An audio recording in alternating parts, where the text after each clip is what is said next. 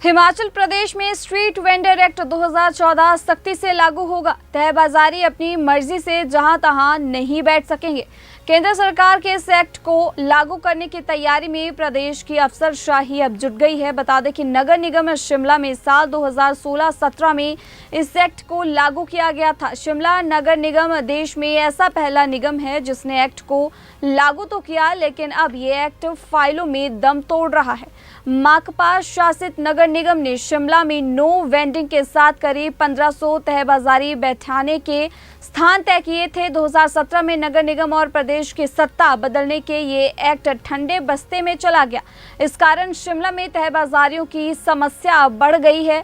राज्य सरकार के उच्च अधिकारियों ने बताया कि स्ट्रीट वेंडर एक्ट 2014 को अब पूरे प्रदेश में लागू किया जाएगा। शिमला, धर्मशाला, सोलन, मंडी और पालमपुर नगर निगम सहित सभी नगर निकाय क्षेत्रों में तहबाजारियों के बैठने के लिए स्थान तय किए जाएंगे। दुकानों के आगे तहबाजारियों को बैठाने पर पूर्ण रोक लगेगी। नो वेंडिंग जोन में अगर कोई तहबाजारी बैठा है तो उसके खिलाफ सख्त कार्रवाई की जाएगी। अधिसूचित होने वाले वेंडिंग जोन में सुविधाएं उपलब्ध कराई जाएंगी। आने वाले दिनों में विधानसभा अध्यक्ष की ओर से गठित की जाने वाली स्ट्रीट वेंडिंग कमेटी को एक्ट से अवगत कराया जाएगा। कमेटी के सुझावों को लेकर पूरे प्रदेश में इसे सख्ती से लागू किया जाएगा। उधर नगर निगम शिमला के पूर्व मेयर संजय चौहान ने बताया कि साल 2016-17 में शिमला में 583 तहबाजारियों की सूची तैयार की गई थी। इन्हें बैठाने के लिए स्थान भी तय किए गए थे, लेकिन 2017 में भाजपा की सरकार बनने के बाद से ये मामला ठंडे बस्ते में चला गया। उन्होंने बताया कि शुक्रवार को सचिवालय में हुई सर्वदलीय बैठक के दौरान इसकी पूरी जानकारी मुख्यमंत्री सुखविंदर सिंह सुक्खू को दी गई है। राजधानी शिमला सहित प्रदेश के अधिकांश जिला मुख्यालयों के बाजारों में तहबाजारियों के चलते दिक्कतें पेश आ रही हैं। स्थानीय कारोबारी इन तहबाजारियों को अवैध तरीके से अपनी दुकानों के आगे बैठाने का किराया वसूलते हैं। इस कारण बाजार संकरे होते जा रही हैं। प्रदेश में इन दिनों जारी विरोध प्रदर्शन का ये भी एक बड़ा कारण है। सरकार ने अब स्ट्रीट वेंडर एक्ट को सख्ती से लागू करने का फैसला लिया है। इसके लिए नीति बनाने को विधानसभा अध्यक्ष के माध्यम से एक कमेटी का गठन किया जाना है।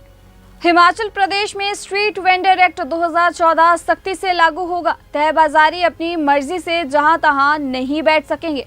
केंद्र सरकार के इस एक्ट को लागू करने की तैयारी में प्रदेश की अफसरशाही अब जुट गई है। बता दें कि नगर निगम शिमला में साल 2016-17 में इस एक्ट को लागू किया गया था। शिमला नगर निगम देश में ऐसा पहला निगम है जिसने एक्ट को लागू तो किया, लेकिन अब ये एक्ट फाइलों में दम तोड़ रहा है।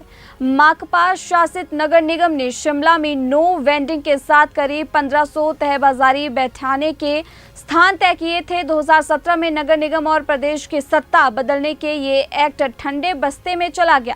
इस कारण शिमला में तहबाजारियों की समस्या बढ़ गई है।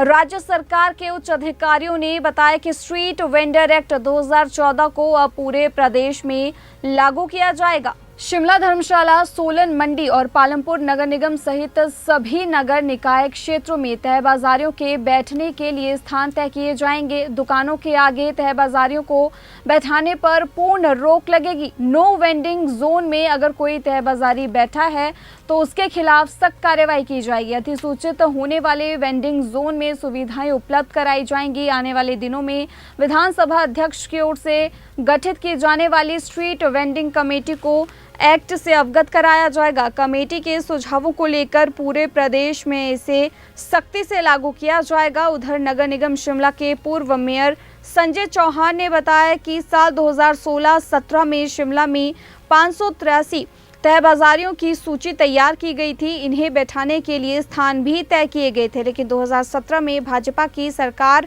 बनने के बाद से ये मामला ठंडे बस्ते में चला गया। उन्होंने बताया कि शुक्रवार को सचिवालय में हुई सर्वदलीय बैठक के दौरान इसकी पूरी जानकारी मुख्यमंत्री सुखविंदर सिंह सुक्खू को दी गई है।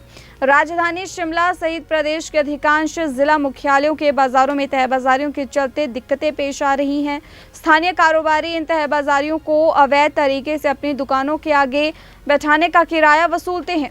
इस कारण बाजार संकरे होते जा रही हैं। प्रदेश में इन दिनों जारी विरोध प्रदर्शन का ये भी एक बड़ा कारण है। सरकार ने अब स्ट्रीट वेंडर एक्ट को सख्ती से लागू करने का फैसला लिया है। इसके लिए नीति बनाने को विधानसभा अध्यक्ष के माध्यम से एक कमेटी का गठन किया जाना है।